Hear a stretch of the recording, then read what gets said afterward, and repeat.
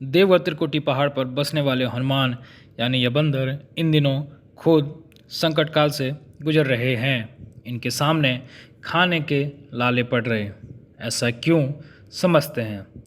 10 अप्रैल दिन रविवार रामनवमी संध्या 4:30 बजे अचानक से त्रिकुट पहाड़ पर संचालित रोपवे खराब हो जाता है। वहाँ फंसे सैलानियों को सेना के द्वारा रेस्क्यू कर निकाला जाता है।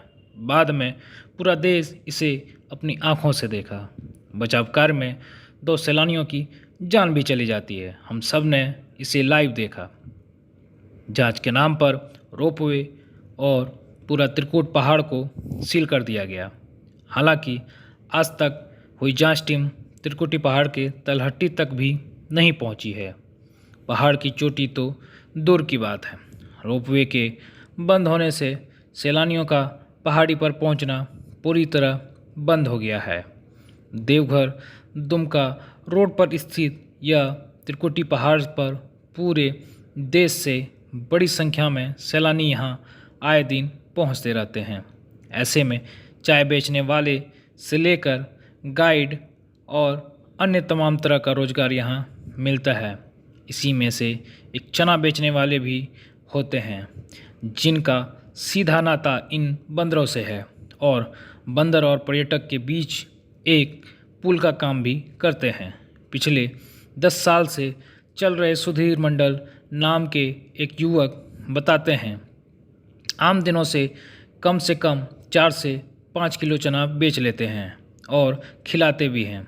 सुधीर अकेला ही नहीं बल्कि और भी हैं, लेकिन रोपवे बंद होने से एक तरफ जहां सुधीर का धंधा मंदा है तो बंदर को भी खाने के लाले पड़ गए हैं।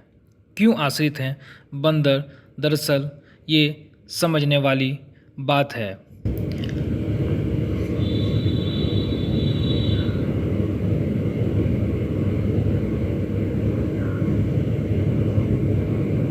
चना अभी कम बिकता है, आदमी सब नहीं आता है।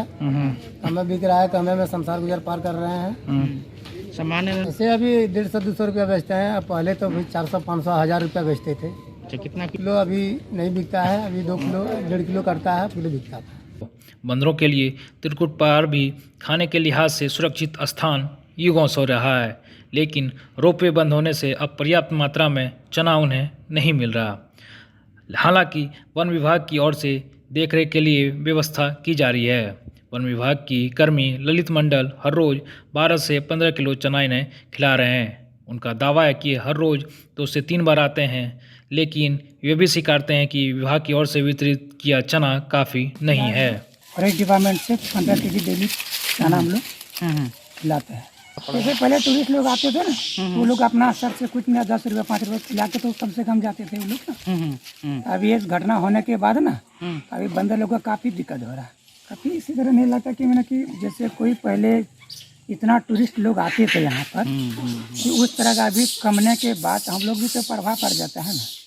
हम लोग देखते हैं ना कि पहले किस तरह आते थे और अभी क्या हो रहा है। अब दिन भर चलता रहता था, दिन भर चलते रहता था। आप तो 2 टाइम आते हैं। अभी हमको 2 टाइम खिलाते हैं। रोपवे बंद होने से इसका असर साफ दिख रहा है। बंदर अवसाद से पीड़ित होते दिख रहे हैं। वहीं आसपास के लोगों का मानना है कि यह हनुमान अब टोली बनाकर खाने की तलाश में आसपास की गांव और जाने लगे हैं। गांव में पहुंचकर जो भी इन्हें खाने का वस्तु दिख जाता है उसी पर टूट पड़ते हैं, चाहे वह घर में पकाया हुआ भोजन ही क्यों ना हो। ग्रामीणों को डर इस बात का है कि अगर रोपवे के चालू होने से ज़्यादा वक्त लगा तो आने वाले समय में खेतों में जो फसल लगाई जाएगी इन बंदरों का निवाला बन जाएगा। धान लगाए, धान हम लोग फसल लगाएंगे ना, उसमें बहुत हमला करेगा।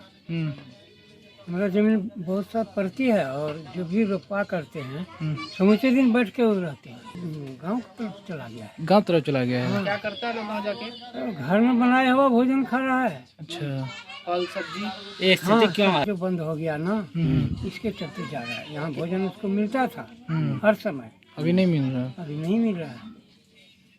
तो हाँ, ऊपर वाला सब्जी जितना भी है वो सब बंदर खा रहा है। लंका की अशोक वाटिका में छुपा कर रखी गई माता सीता को ढूंढना और सेतु पुल का निर्माण करने से लेकर रावण युद्ध में अहम भूमिका निभाने वाले हनुमान की जय इन दिनों भुखमरी का सामना कर रहे।